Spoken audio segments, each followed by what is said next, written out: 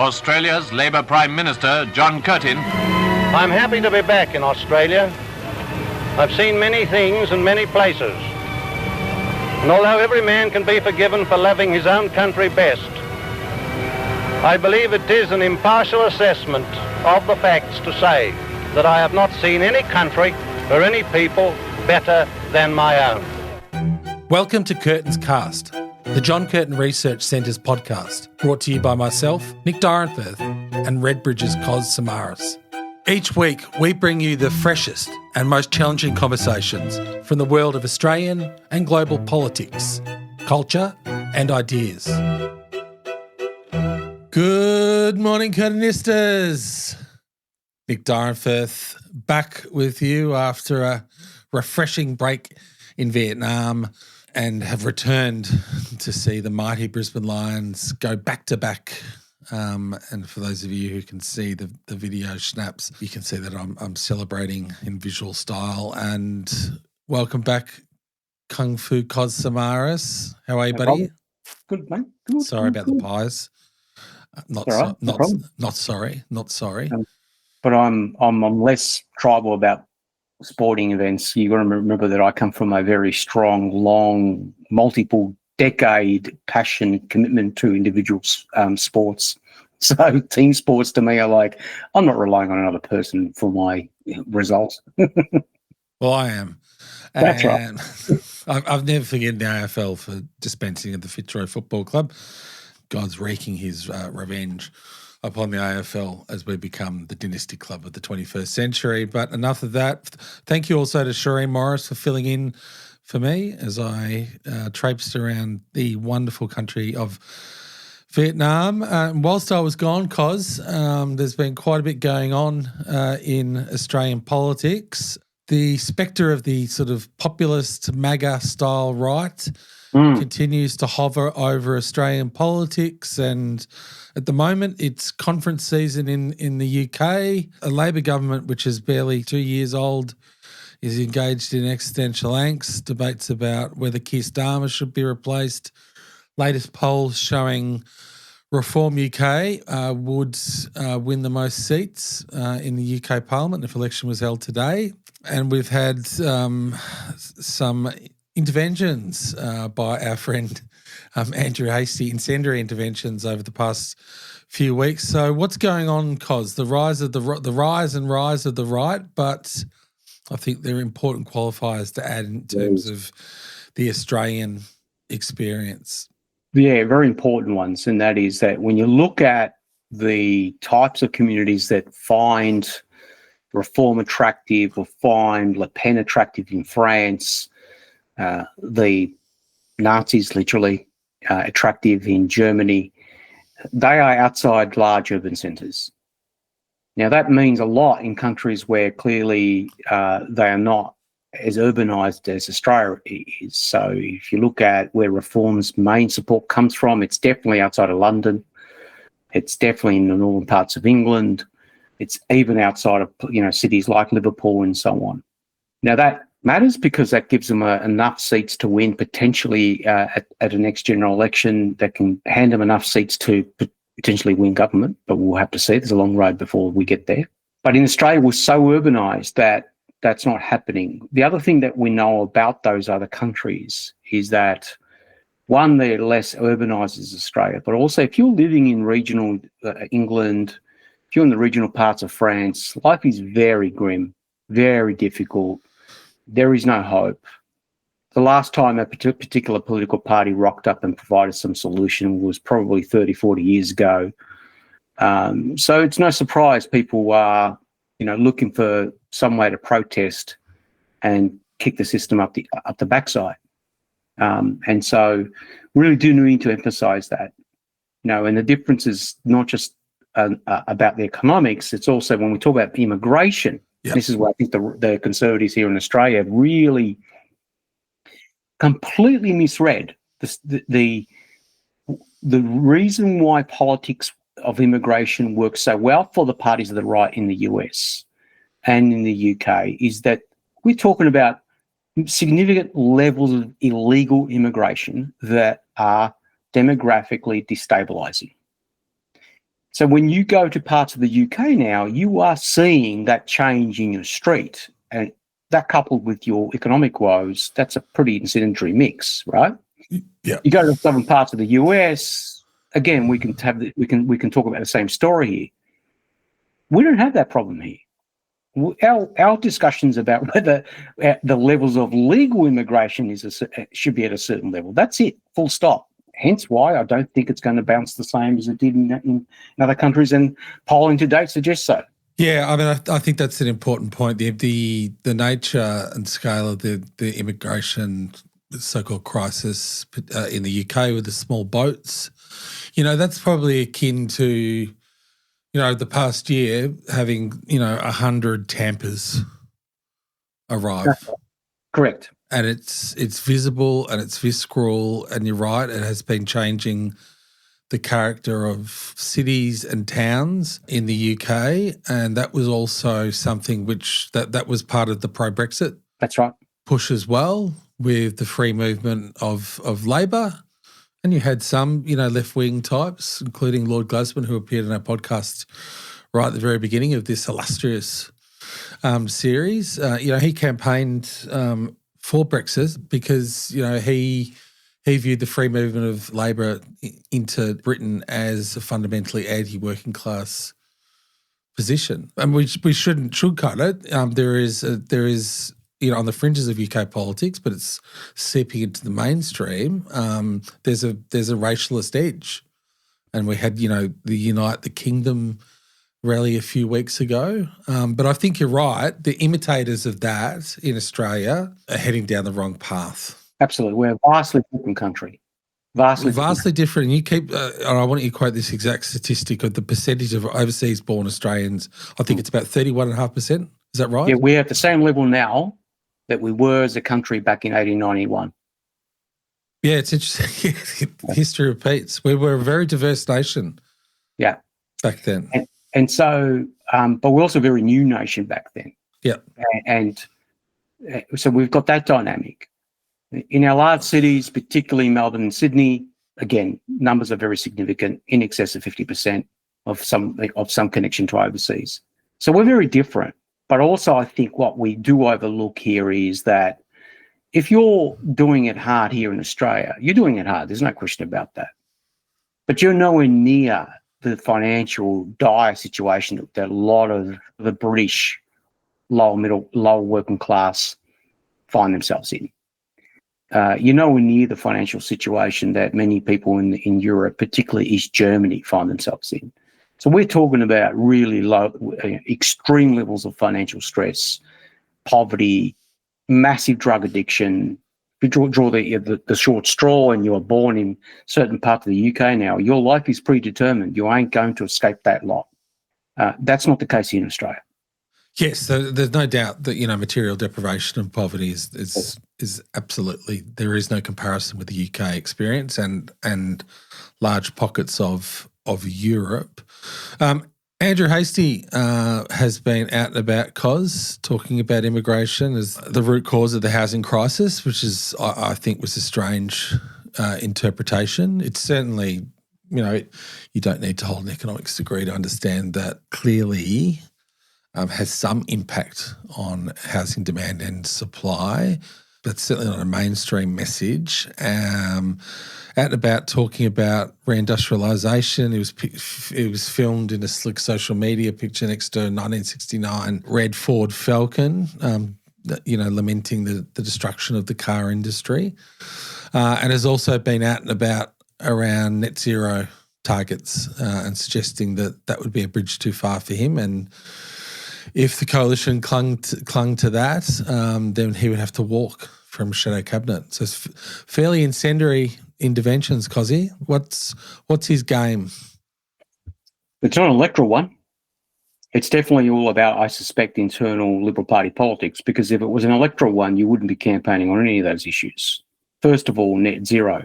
Whether people have mixed views about how fast we are transitioning off fossil fuels, what the cost will be, whether people's electricity prices are going to be more expensive, and they do have those mixed views. They have one uniform view, especially if they're under the age of 55 or 60 years of age and living in our big cities. and that is that we have to take action on climate. And so, unfortunately for Andrew Hastie, every time these voters that I'm talking about hear the coalition or members of the coalition talk about walking away from net zero, what they tell us is that, no, they're not having a debate about the policy. They are continuing the campaign. They've campaigned for the last 10, 15 years that I've known them or been interested in politics, and that is they've been against taking action. They've denied the science. They've always been obstinate. They've walked into the parliament with a lump of coal in their hands. And all this is doing is just reminding these voters why they don't vote coalition, and more importantly, why many of them have never voted coalition since they enrolled to vote. So we're talking about 13% of all women in this country between 18 to 28 years of age vote for the coalition, according to our recent poll that we published in the Financial Review. The situation doesn't improve all that much when we're talking about millennial women either. That's a dire situation when you consider that 1.2 to 1.5 million more Gen Z are yet to enrol. We still have another 5 years of this generation to come onto the voters' roll. Yes, millennials plus Gen Z will be a majority at the next election, Yeah, and the election after that. That's right. They're probably already are at that stage now. You think about the last time Labor lost a federal election, which was in 2019.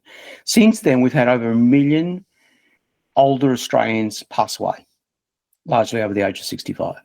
And we've had, since then, over 1 million Gen Z enrolled to vote. And so the numbers are there. It's stark. It's writ large in the 2025 election result. We know what the world's going to look like in 2028. And if I was in the business of trying to actually cobble together an electoral coalition that may work for me on the conservative side of politics, I would not be running a campaign on net zero, as in abandoning it. I would not be running a campaign on immigration because, well, lo and behold, a lot of people, when they hear that, again, only hear one thing. They don't hear the detail, we must we must reduce our current intake of immigration because of housing. Their interpretation of it is that, no, you're saying that because you don't like migrants. It's as simple as that. That's right? optics, isn't it? Yeah. That's the brand they've developed for themselves. Particularly linking it to housing. That's right. When it wasn't an issue before May the 3rd.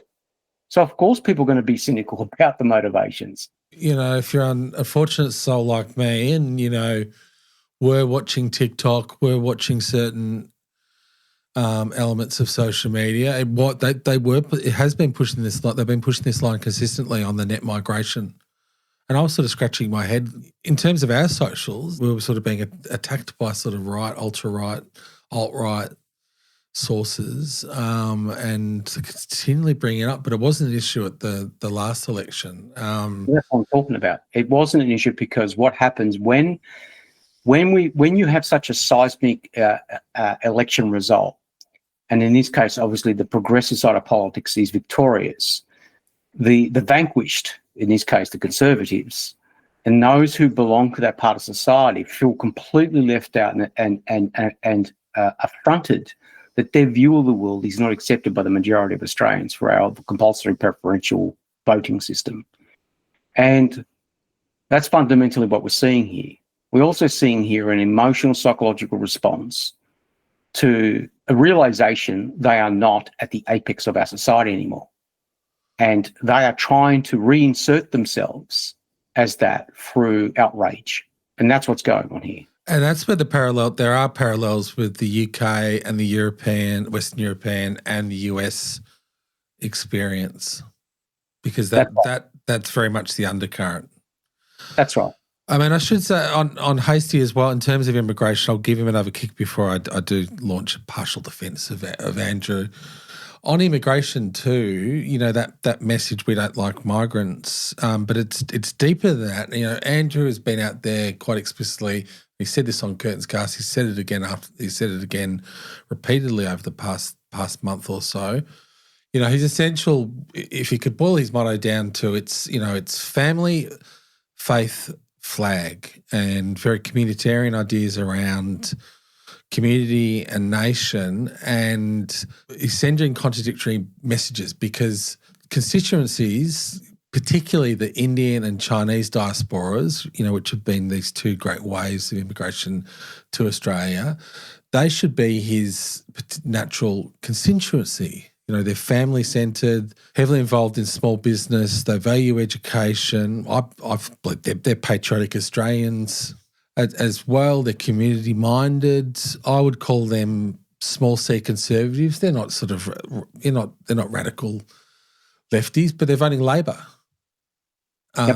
And you have to why, if that's your sort of informal, unofficial motto, then why would you piss off there's large swathes of people in the coalition in seats where there are very large numbers of Chinese Australian voters? They're doing really, really badly. Well, they are the seats which actually did change hands, and that is the group of Australians who did have an impact on the election result, not Indian Australians. Most Indian Australians, for our listeners, live in safe Labor seats, right?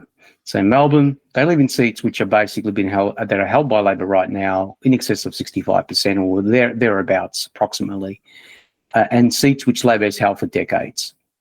So this notion that these voters are up for grabs, like one funny odd poll that came out that suggested that, is just ludicrous.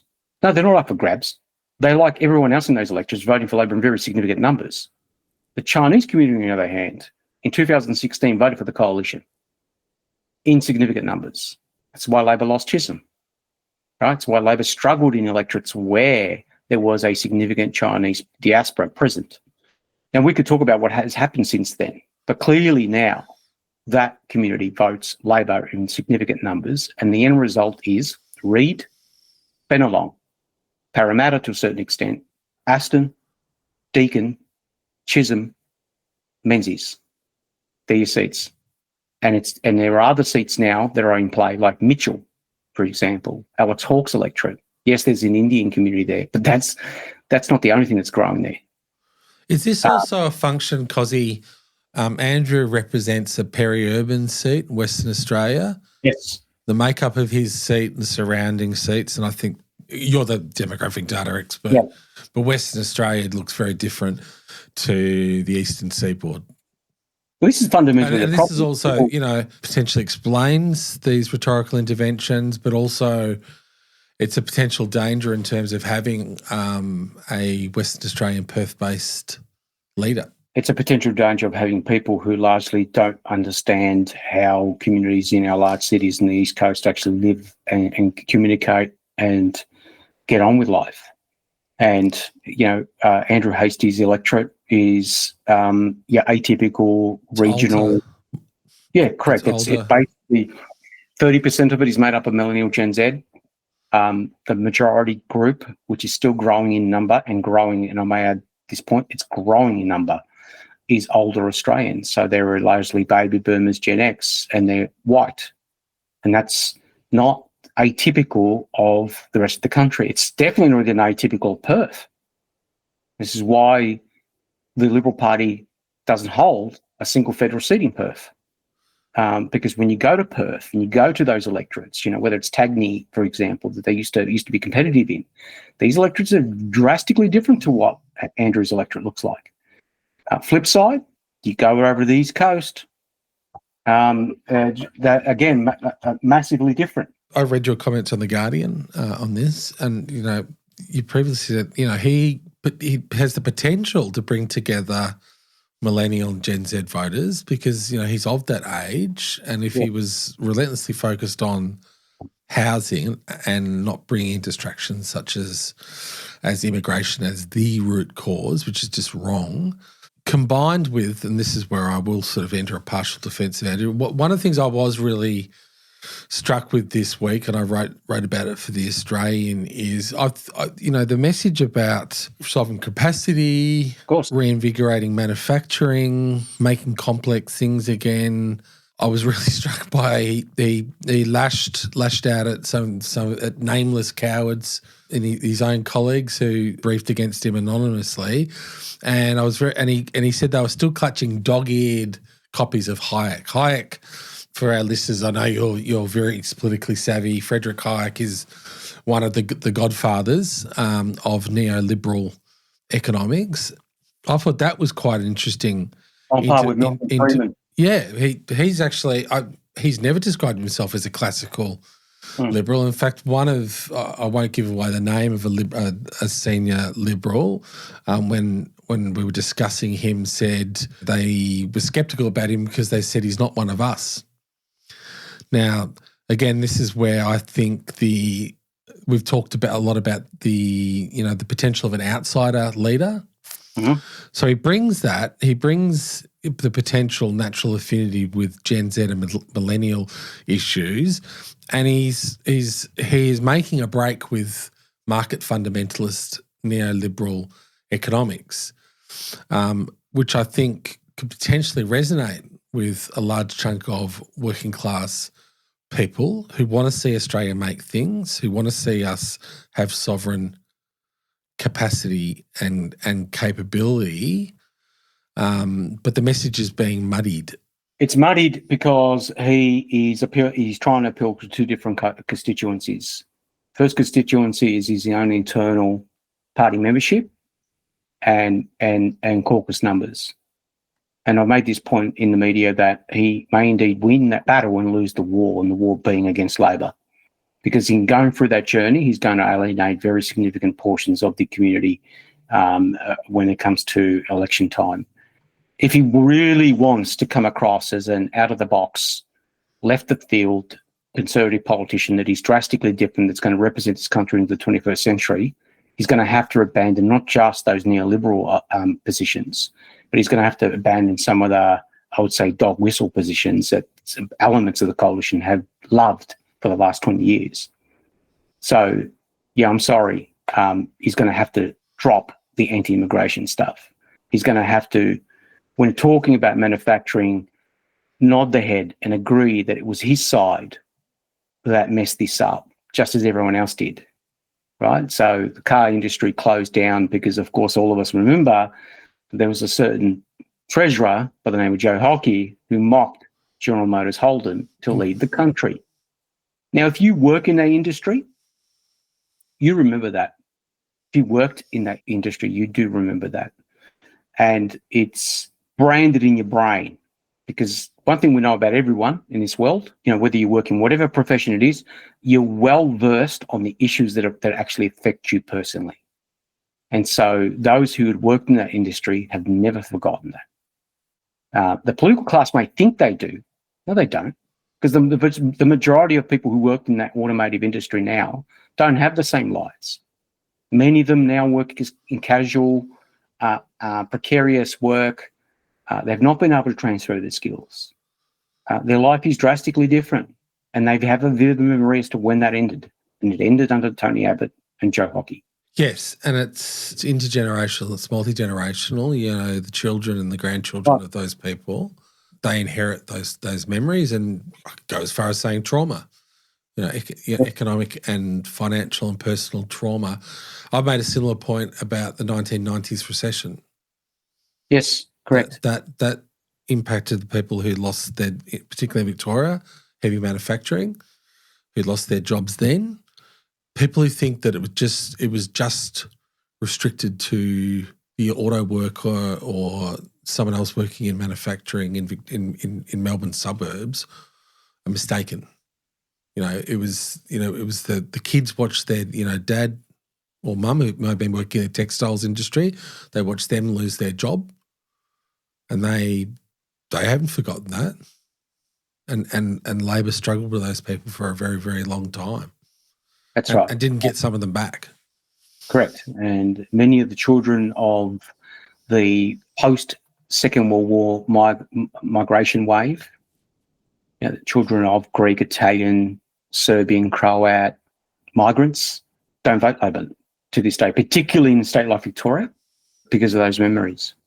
And they are now overwhelmingly voting for the Liberal Party. Actually, I'm putting a book together on that very subject and how that transformation has occurred, where the parents were almost, to the last person voting for the Labor Party, and you couldn't find a starker difference now where the children are definitely not doing that. Yes. On the flip side, so I think with Hastie, on one level, at least he's having a debate, and I think if he was able to restrict it to slaying the dragon of neoliberalism and the effect that that's had upon the Liberal Party over the past 2 decades, and it's quite clear that it's free market economics has run its course. The global financial crisis. And then, the emergence of, Trumpism and the Democrats and Republicans, Biden and Trump, as I pointed out in several occasions here, they actually had quite a bit in common in terms of reindustrialization of America. But at least in a very clunky and flawed way, they're having that debate. But I was also struck, I know you were struck by ALP President Wayne Swan, former Deputy Prime Minister and Treasurer. He was out last week issuing a warning to Labor, and I want to unpack this. He said that, Albo's almost record win at the last election was actually underpinned by a shallow base of support, and that the government's huge majority could quickly vanish due to the fragile state of modern Labor. And he urged the party to embark upon boosting its membership, which is probably about the official statistics say it's about 50,000. I think the actual active members is probably closer to 10 to 15,000 nationally. I would argue that's not the problem. Yeah. I think party membership is completely irrelevant to political movements in the 21st century. It is the wrong diagnosis. It is the correct approach, which is to identify that Labor's win was significant, but it was shallow. Absolutely. 50% of Generation Z in this country did not vote for the major parties at the last election. And that number is only going to grow. When we speak to that other 50%, they will talk to you for hours as to why they don't do that. The majority of that other 50% vote for the Greens. Anything else that might come across their table that might be progressive. There is a small element that obviously votes for right-wing minor parties and the coalition and so on. But 50% don't vote for the major parties, and that trend is going to continue. So yes, Labor has to be very careful not to think that its job is done. It's not done. Albanese recently, last couple of days or the last week or so, said he wants the Labor Party to be the natural party of government. Well, they actually do have a golden opportunity available to them. Yes. Right? So they have to, like the Liberal Party's opportunity was prior to May the 3rd, tackle some sacred relics. And one of them is obviously completely abandoning this dance, just like the Liberal Party, with neoliberalism.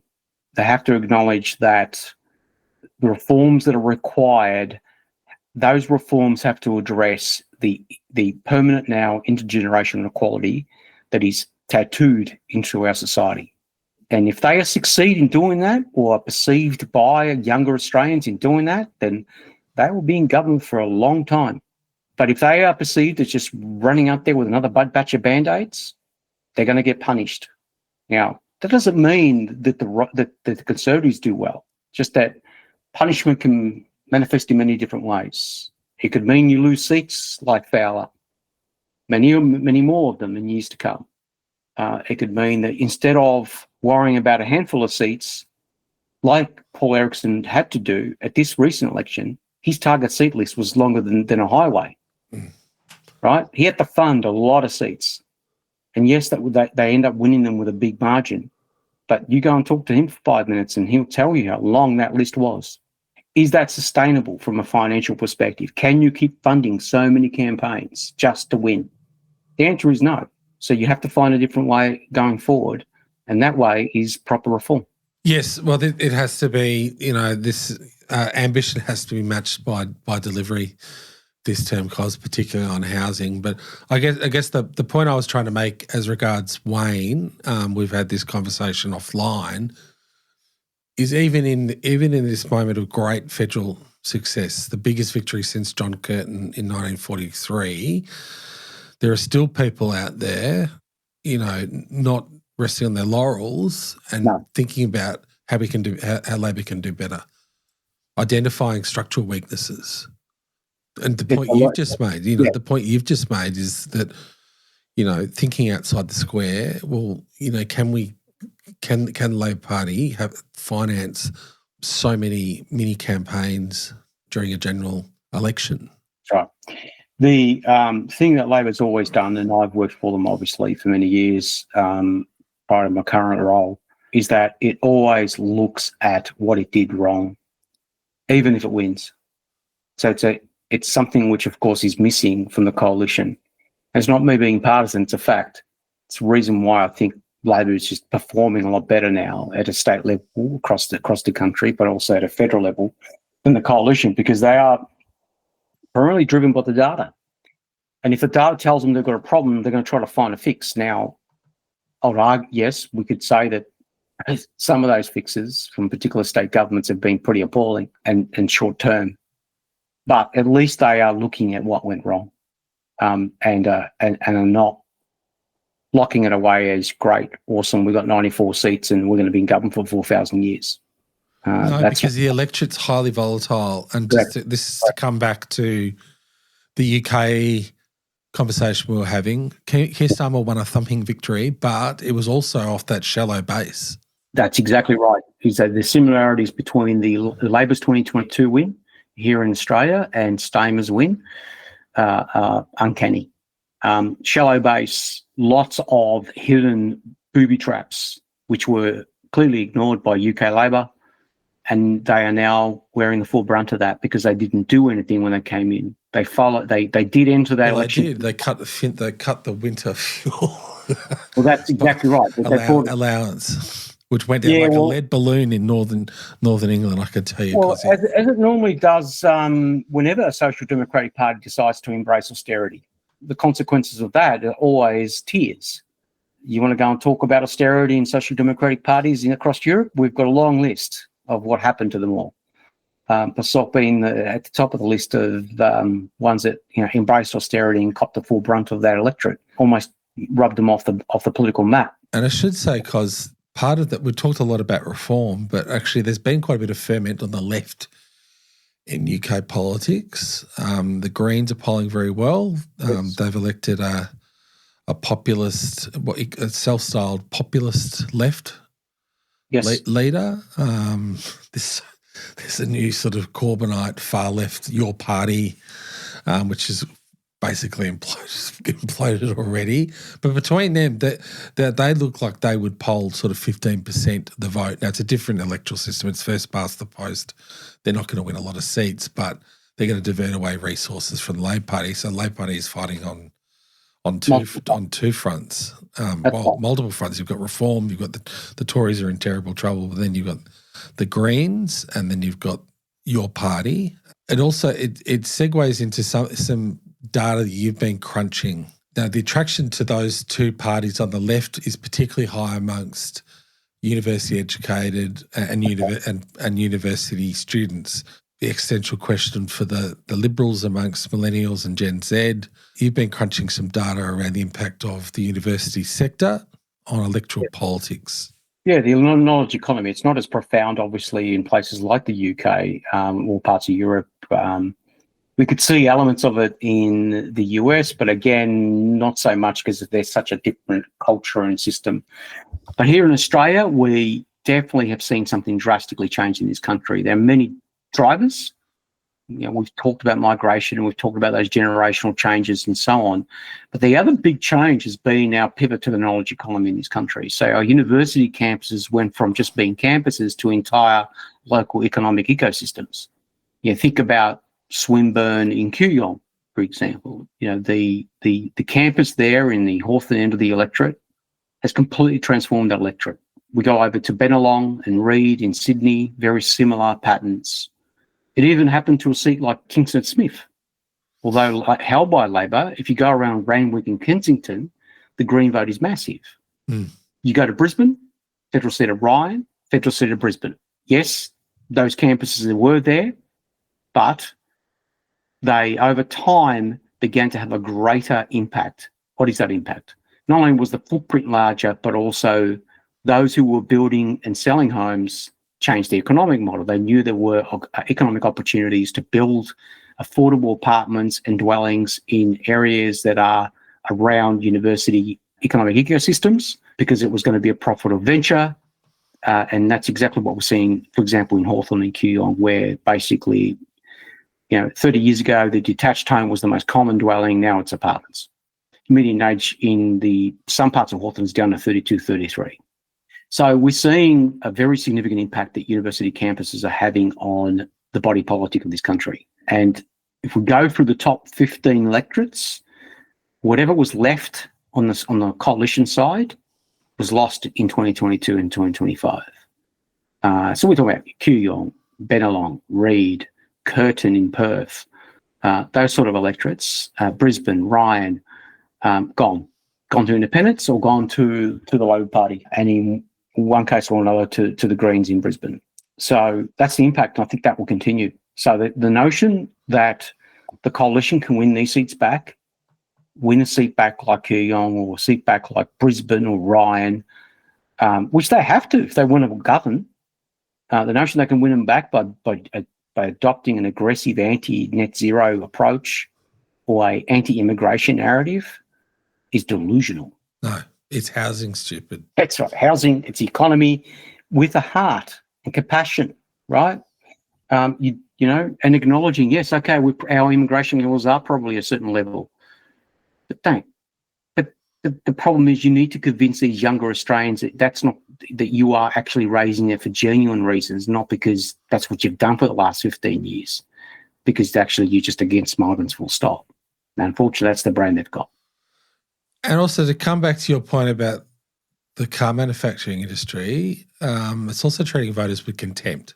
Yes, well. It's essentially thinking they've got the memories of goldfish because all of this, this spike in immigration, part of it was just natural after COVID. Of course. But prior to COVID, and the critical thing about where I had concerns about our immigration intake was the temporary nature.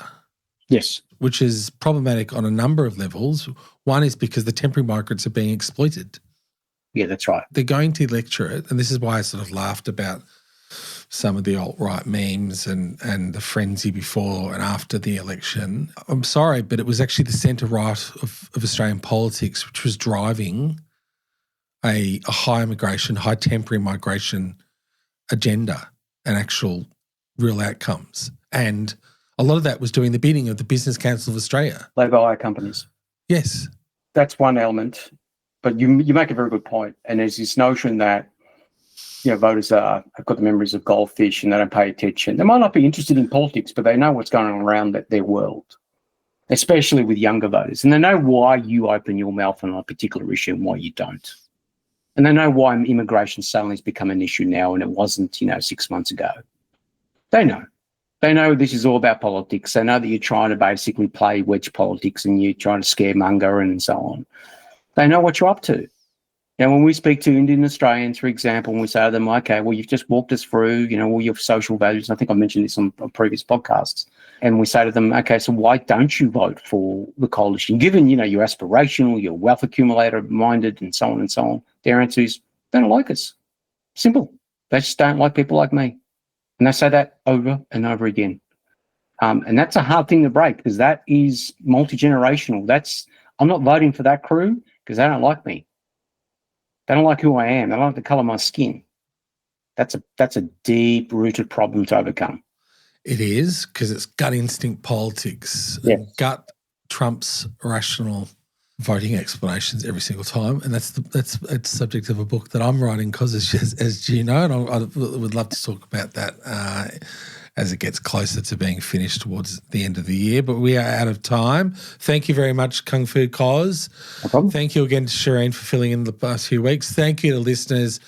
Don't forget to check us out at Apple, Spotify, YouTube, and refer a mate.